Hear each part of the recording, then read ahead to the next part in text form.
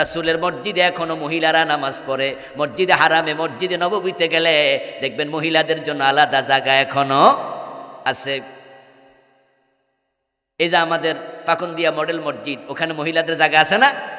বাইতুল মোকাররমে আছে না? কিন্তু আমাদের গ্রামের মসজিদগুলোতে নাই।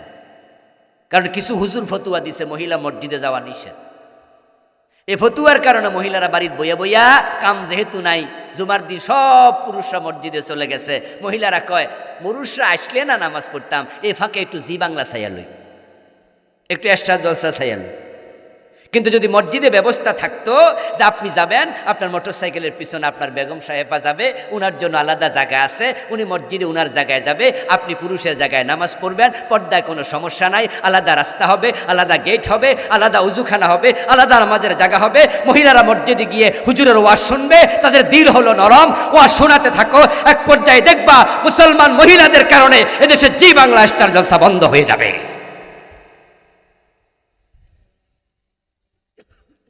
আরব দেশে আল্লাহ আমাকে অনেকগুলো আরব দেশ সফর করার সুযোগ দিচ্ছে। আমি এমন দেশ, ওই দেশে একটা ছোট মসজিদ দেখি নাই যেখানে মহিলাদের আলাদা জায়গা নাই। যেখানে গ্যাস সিএনজি আপনার ফিলিং স্টেশন আছে, তেলের পাম্প আছে, ওখানে কিছু মসজিদ আছে ছোট অস্থায়ী মসজিদ। যদি 10 হাত বাই 10 হাত হয়, তার মাঝেও তারা 6 হাত বাই 6 হাত লইয়া 4 হাত বাই 4 হাত আলাদা একটা পর্দা টানাইয়া লিখে দিছে মুসাল্লান নেসা, এটা মহিলাদের জায়গা।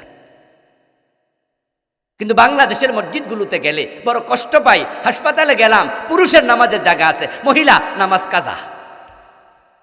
আপনার বউ হাসপাতালে যেতে পারে না, আমার বোন পারে না। শপিং মলে গেলাম, পুরুষের জন্য নামাজের বিশাল জায়গা, মাগরিবের আজান হলো, শত শত পুরুষ নামাজ পড়ছে, মহিলার জায়গাই নাই। মহিলার জন্য কি মাগরিবের নামাজ নফল না ফরজ? তো জায়গা বানালেন না কেন?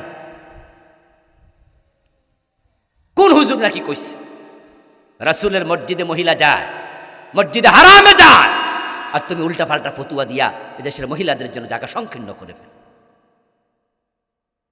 হ্যাঁ, আমরা নারীদেরকে এটা বলি না যে ঘর ছাইরা অযথা মসজিদে যান। হাদিস হচ্ছে মহিলাদের জন্য ঘরের নামাজের চেয়ে কুঠুরির নামাজ উত্তম, মসজিদের নামাজের চেয়ে ঘরের নামাজ উত্তম। কিন্তু যদি প্রয়োজন হয় তাহলে যেন যায়। আর বিশেষ করে জুমার দিন খুতবা শোনার প্রয়োজন, বক্তৃতা শোনার প্রয়োজন। কারণ একটা আলোচনা জাতিকে পরিবর্তন করে দিতে পারে, হৃদয়ের মাঝে বিপ্লব গড়ে তুলতে পারে।